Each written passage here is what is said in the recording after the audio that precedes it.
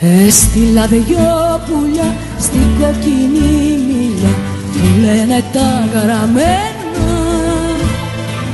Το να σκοτώθηκε, τ' άλλο λαβώθηκε, δεν γύρισε κανένα. Το να σκοτώθηκε, τ' άλλο λαβώθηκε, δεν γύρισε κανένα.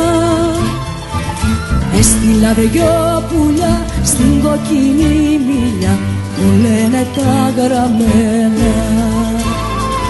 Για το μαρμαρωμένο βασιλιά, ούτε φωνή ούτε λαλιά, το τραγουδάει όμως τα παιδιά σαν παραμύθι γιαγιά. Έστειλα δυο πουλιά στην κοκκινή μήλια, μου λένε τα γραμμένα.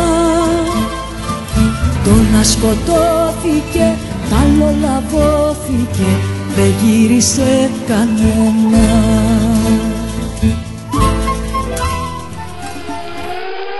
Εδώ ραδιοφωνικός σταθμός Αθηνών.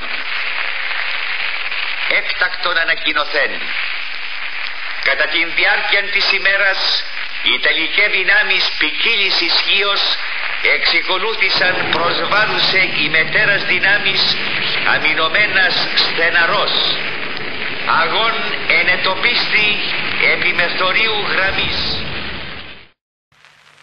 Εδώ ελεύθερε ακόμα Αθήνε. Έλληνες, οι Γερμανοί εισβολείς ευρίσκονται εις τα πρόθυρα των Αθηνών. Αδέλφια, κρατήστε καλά μέσα στην ψυχή σας το πνεύμα του μετώπου. Ο εισβολεύς εισέρχεται με όλα στας προφυλάξεις εις την έρημον πόλην με τα κατάκλειστα σπίτια. Έλληνες, ψηλά τις καρδιές. Προσοχή, ο ραδιοφωνικός σταθμός Αθηνών ύστερα από λίγο δεν θα είναι ελληνικός, θα είναι γερμανικός και θα μεταδίδει ψέματα. Έλληνες, μην τον ακούτε.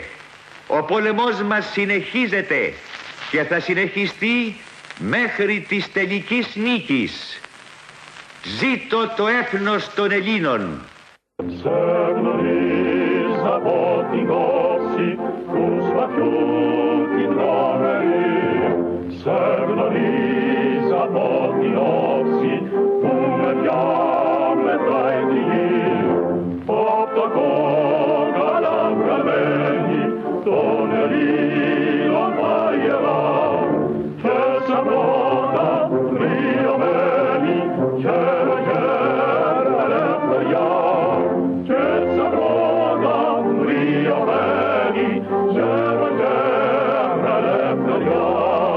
Και σε πρώτα βριωμένη χέρα